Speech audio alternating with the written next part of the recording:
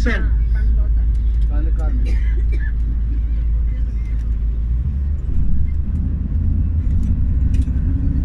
आगे की तरफ जैसे जाएंगे आपको चारों साइड पे खजूर के दरख्त नजर आएंगे। ये मकानात के पीछे भी आप लोगों की लेफ्ट साइड पे सब खजूरों के दरख्त है।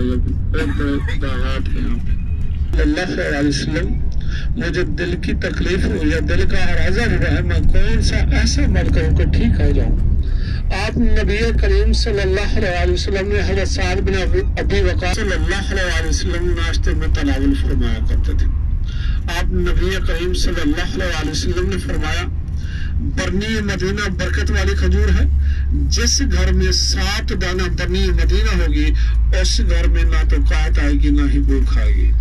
मोहतरम मुजाहिद कराम, ऐसा नहीं है कि 7 दाना बरनी